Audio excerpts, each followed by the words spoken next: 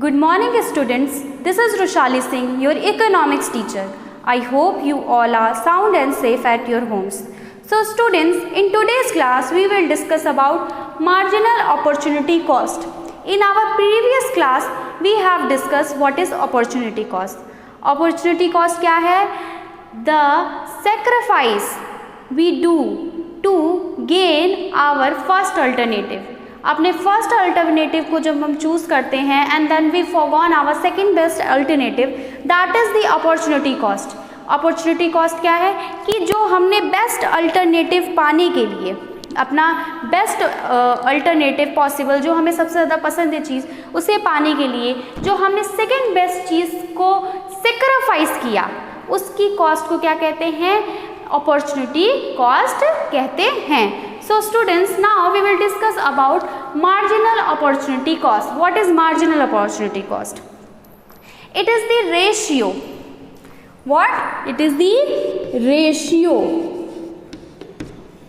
of change in output it is the change in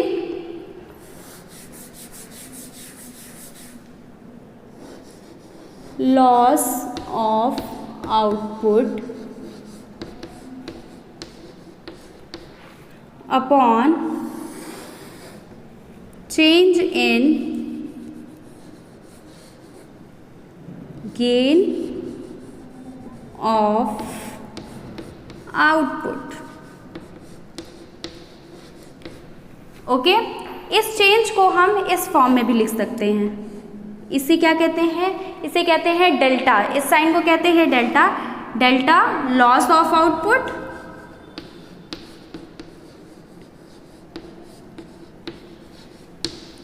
upon delta gain in output.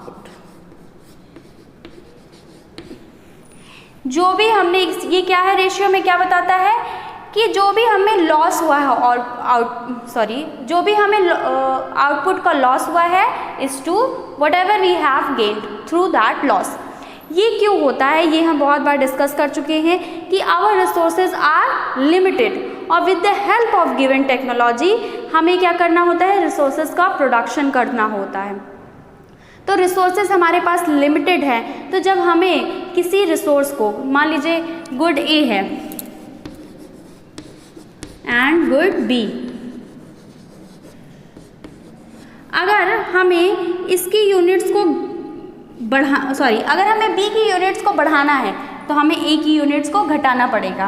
पहले अगर हम 70 unit कर रहे थे और हम बी कुछ भी प्रोड्यूस नहीं कर रहे थे और हमें अब गुड बी का भी प्रोडक्शन करना है तो हम 70 से 60 पे आ जाएंगे. क्यों? क्योंकि हमने जो है अपने रिसोर्सेज किसे दे दिए? बी के प्रोडक्शन में दे दिए, जिससे हम क्या करेंगे? बी का प्रोडक्शन स्टार्ट कर देंगे. ठीक है. अब इसने अपने क्या रिसोर्सेज जो हमारे 70 गुड ए में लग रहे थे बनने में, जो हमें प्रोडक्शन हम गुड ए का कर रहे थे और हमें गुड ए का कितने 70 यूनिट्स मिल रही थी, तो अब हम क्या करेंगे? अपने रिसोर्सेज को गुड बी को दे देंगे, क्योंकि हमारे पास क्या है? रिसोर्सेज लिमिटेड हैं और जो हमारी टेक्नोलॉजी है वो भी क्या है? कांस्टेंट है, जो हमें अवेलेबल नॉलेज है. ठीक है. तो हमने क्या किया? हमें लॉस हो गया कितने का? 10 यूनिट्स का. हमें क्या हो गया? Loss of output. तो ये 10 यूनिट क्या है? हमारा लॉस ऑफ आउटपुट है. ठीक है. फिर अब हमें और ज़्यादा प्रोडक्शन करना है और यहाँ पे क्या हो गया? यहाँ पे +1 हो गया. ये क्या है? हमारा गेन इन आउटपुट हो गया. हमने जो गेन कर लिया. अब हमें और ज़्यादा प्रोडक्शन करना है गुड बी का, तो हम 50 से 60 पे आ गए और इधर ये क्या हो गया? ये 2 हो गया. फिर जो यहाँ पे हमारे पास रिसोर्सेज थे वो हमने गुड बी को दे दिए उसका प्रोडक्शन बढ़ाने के लिए. हमने अपने रिसोर्सेज उधर एलोकेट कर दिए ताकि हम गुड बी का भी प्रोडक्शन कर सकें. तो अब फिर क्या? फिर यहाँ लॉस ऑफ आउटपुट हो गया एंड इधर गेन ऑफ आउटपुट हो गया. ऐसे ही ये प्रोसेस चलता रहता है. ठीक है. आगे हम चले तो कितना होगा? ये हमारा पहुंच गया 30. ठीक है। फिर हमने रिसोर्सेस क्या कर दिए, अपने बी को दे दिए, तो फिर क्या हो गया, ये हो गया हमारा 3, यहाँ पे लॉस कितना हुआ 20 का हो गया, और हमारा प्रॉफिट कितने का हुआ 1 का हुआ। मतलब हमें जो आउटपुट पे बेनिफिट हुआ है वो 1 का हुआ, और जो हमें लॉस हुआ है वो 20 का हुआ। तो बस इसी चीज़ को हमें इस फॉर्मूले पे रख देना है। क्या है, change loss of output, change gain in output. तो यहाँ पे क्या है, यहाँ पे हमें 10 का मार्जिनल अपॉर्चुनिटी कॉस्ट को हम क्या लिख सकते हैं, MOC, मार्जिनल अपॉर्चुनिटी कॉस्ट। ठीक है, तो फर्स्ट तो 0 0 है, इधर तो कुछ नहीं आएगा। अब यहाँ से क्या हुआ है, इसने रिसोर्सेज एलोकेट करने शुरू कर दिए हैं। तो 70 से ही किस पे आ गया, 60 पे आ गया। तो ये पहला हमारा क्या हो जाएगा, ये दिस वन 10/1, इसको हम क्या लिख सकते हैं 10:1। ओके, क्योंकि 10 का हमें लॉस हुआ यहाँ पे, और 1 का हमें क्या हुआ, बेनिफिट हुआ। Now the second one is also same 10/1, 10:1। Okay, now the third one is more 20/1, जिसको हम लिखेंगे 20:1। तो ये जो भी शेड्यूल होगा इसमें आप बहुत ही सिंपली MOC निकाल सकते हैं, that is marginal opportunity cost. इसको निकालने का बहुत ही सिंपल सा फॉर्मूला है, change in loss of the output और change in gain in the output, कि जो जितने भी यूनिट से क्या हो रहा है, लॉस हो रहा है, और जितने भी यूनिट से हमें गेन हो रहा है उसको हम अपॉन करके लिखेंगे और उसे रेशियो फॉर्म में लिखेंगे, तो हमें अपना MOC मिल जाएगा, मार्जिनल अपॉर्चुनिटी कॉस्ट। मार्जिनल का मतलब क्या होता है, मैंने आपको पहले भी क्लासेस में बताया है। मार्जिनल का मतलब होता है द एडिशन ऑफ यूनिट और सब्ट्रैक्शन ऑफ यूनिट। जितनी यूनिट्स का डिफरेंस आ रहा है, जो बीच की यूनिट्स होंगी, जैसे यहाँ पे बीच की यूनिट्स कितनी हमारी घट गई 20, और यहाँ हमारे बीच की कितनी यूनिट्स हो गई 1। तो यहाँ पे मार्जिनल अगर हम यूनिट्स का वो करेंगे तो हमारी 10 यूनिट जो है मार्जिनल हैं। ओके, जो एडिशन हो गया दैट इज मार्जिनल, या जो सब्ट्रैक्शन हो गया दैट इज मार्जिनल यूनिट्स हैं वो हमारी। ठीक है, जो भी बीच में जितने भी यूनिट्स का हमारे अंतर आया, द एडिशन ऑफ यूनिट्स और subtraction of unit that is marginal units. Okay, तो मार्जिनल अपॉर्चुनिटी कॉस्ट हमारा फॉर्मूला क्या है, change in loss of output upon change in gain of the output. तो हम देखेंगे कितने से हमें लॉस हुआ है और कितने से हमें गेन हुआ है, और हम रेशियो उस हिसाब से लिख देंगे। नाउ अब हम इसे डायग्राम से समझते हैं।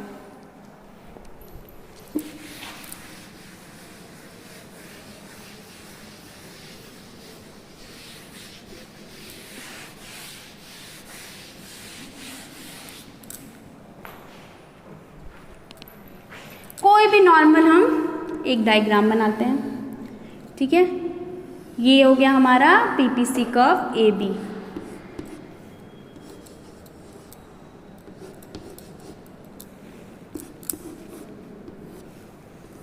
ठीक, कोई गुड है, इधर गुड A है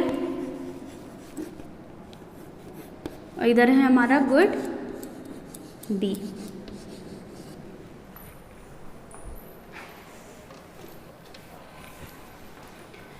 पहले हम A की यूनिट्स का प्रोडक्शन देखते हैं। तो पहले हम A इतना प्रोड्यूस कर रहे हैं, ठीक है, उसके कंपैरिजन में B हमारा कम है। A हम इतना प्रोड्यूस कर रहे हैं दिस मच, और B हम क्या थोड़ा प्रोड्यूस कर रहे हैं। तो अब अगर हम B का प्रोडक्शन बढ़ाना चाहते हैं तो हमें A का प्रोडक्शन कम करना होगा।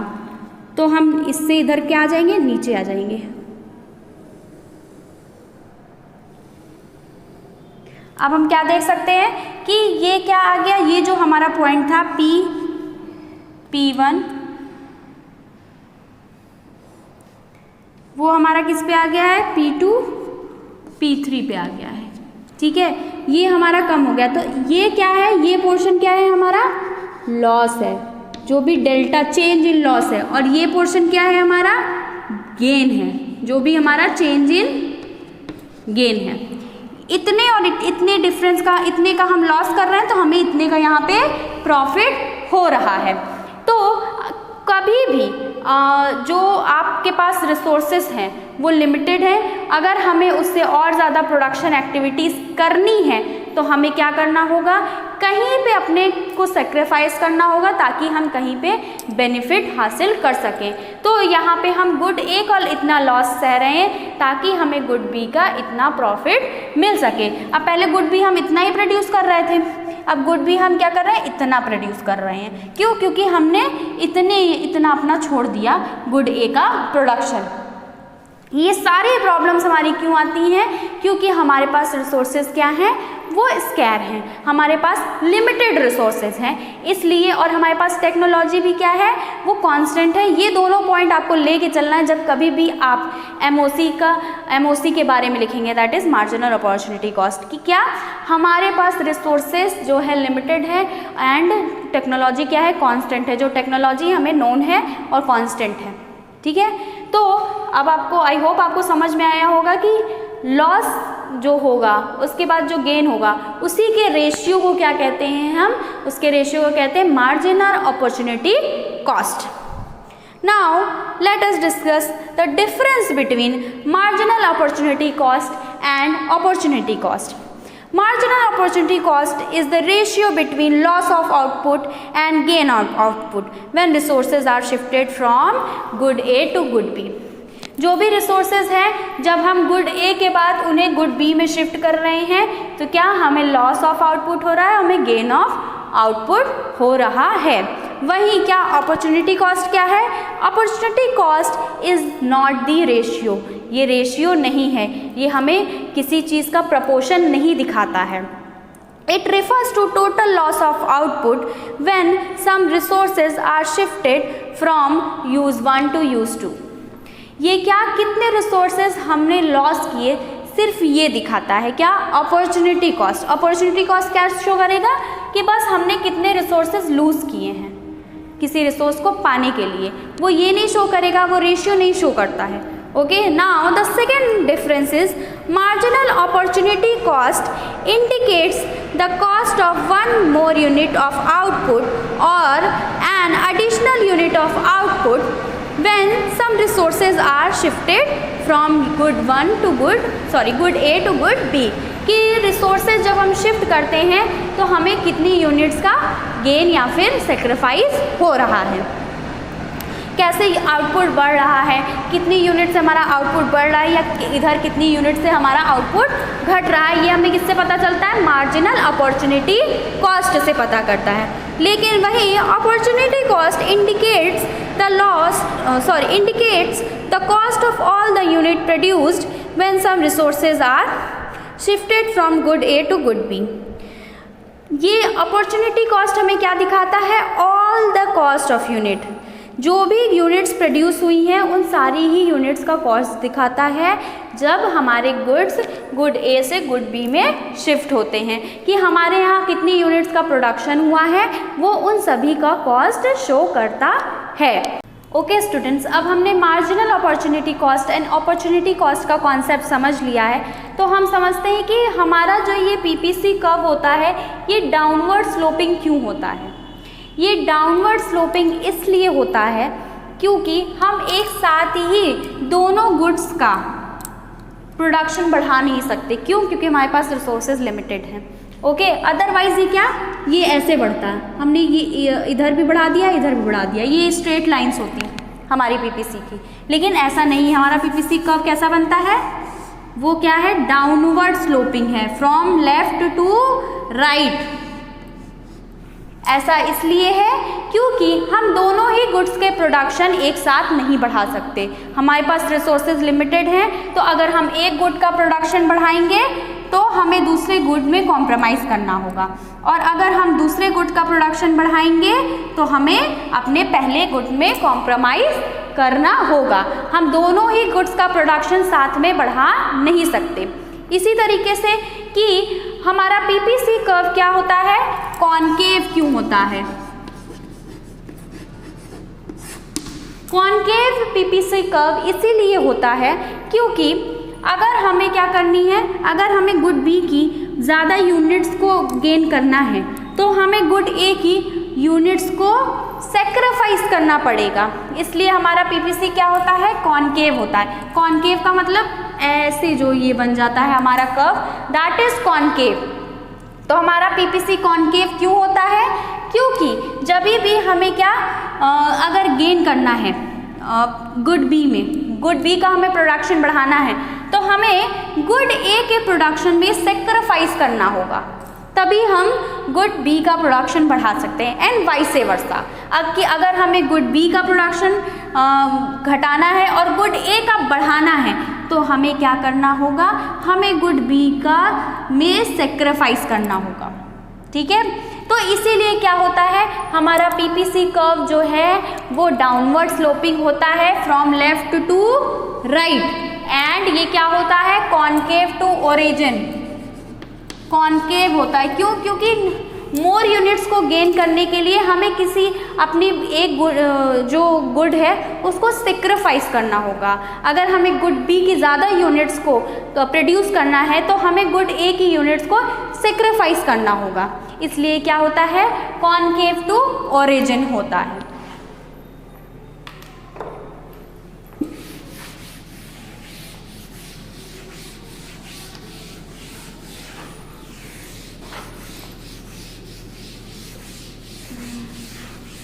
अब स्टूडेंट्स हम मार्जिनल अपॉर्चुनिटी कॉस्ट को एक शेड्यूल से समझते हैं।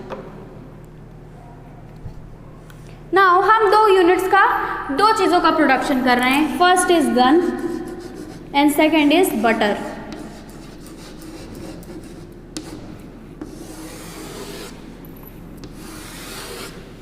एमओसी, एमओसी का मतलब है marginal opportunity cost. Okay, guns की कितनी यूनिट्स हैं हमें पहले वो देख लेते हैं, दैट इज 0 to 5।